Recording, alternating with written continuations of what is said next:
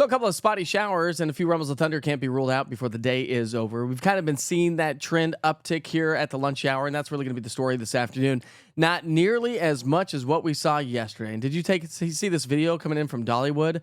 Dollywood flooding. Thanks to Sophie Valenti for posting this and allowing us to use it. But again, widespread flooding happening across Veterans Parkway, in and around Sevier County, also in North Knox County and parts of Anderson County. We saw incredible amounts of rain that led to some localized flooding and flash flooding issues. Now, I don't think we're going to have that big of a concern today. However, as we look ahead, we do have a concern for some localized flooding and flash flooding overnight tonight. Now, this is a flood risk by the Weather Prediction Center, and they issue this when the ground is saturated. We're talking about abundant moisture heading our way, so we are under a level 2 risk. Now, notice this goes from today through tomorrow. So, as I mentioned, not a ton of activity throughout the day today, but the winds are going to shift. Remember, yesterday our storms were coming in from the southwest, moving off to the northeast. Well, today, more of a westerly direction, and then overnight tonight, we're going to get more of a northwesterly direction as we get some disturbances to roll our way.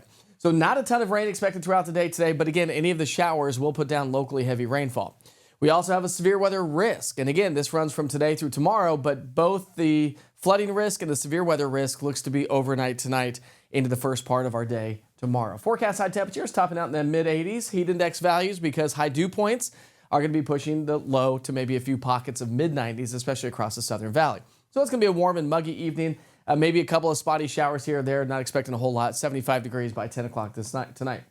So as I mentioned, we do have that level 1 risk for isolated strong to severe thunderstorms. So let's go ahead and pick up our timeline at 7 o'clock here tonight and run you through the overnight hours. Again, as I mentioned, the winds are going to be shifting from the northwest, so storms will come blasting in as we head through the overnight hours. So again, through the overnight hours into the sunrise, we've got a complex of storms that are going to move on through, and these can produce damaging wind gusts. Now, we also have an isolated tornado threat, but very, very small.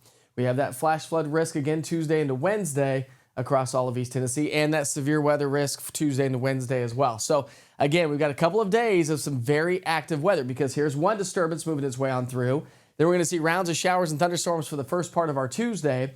And then another disturbance is expected in the upper parts of the atmosphere to swing our way, producing more showers and thunderstorms late Tuesday into early Wednesday morning. And then we'll probably do it again on Wednesday with another round of some showers and thunderstorms on the way. So just through Wednesday morning, we're still looking at the possibility of 1, 2, maybe pockets of 3 to 4 inches of rainfall in isolated locations. So when you look at your storm threats, we're in the medium category for damaging wind gusts, high category for efficient rain-producing storms that would lead to localized flooding and flash flooding. Small hail possible, maybe, but our freezing level is pretty high. Not expecting a lot of hail with these storms, but can't rule out. It is possible for an isolated tornado, not likely, but it is possible because we do have enough dynamics, enough spin in the atmosphere. 3-day forecast, we're going to see those temperatures warm back into the low 90s as we get into our Wednesday. So let's show you the big picture story, how this all plays out, give you a kind of a different perspective rather than just keeping it nice, tight, and local. There's that risk for some localized flooding and flash flooding, not just here locally, but around the region. Greater risk for severe storms across Kentucky, Indiana, and Illinois, as this disturbance dives its way south and southeast in the upper parts of the atmosphere.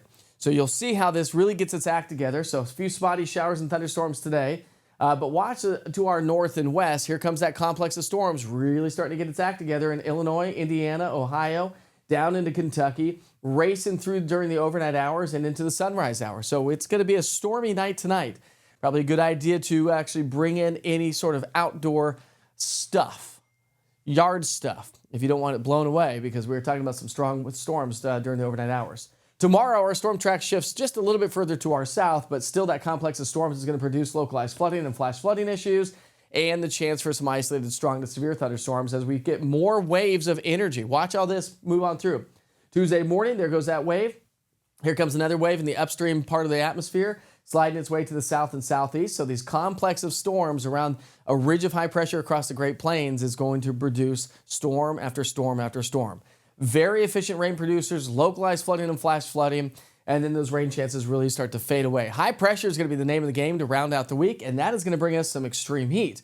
So while we're talking about extreme rainfall over the next 2 to 3 days, as we round out the week heading into our Sunday, well, Wednesday through Sunday anyways, again, most of the activity is going to be for the first couple of days.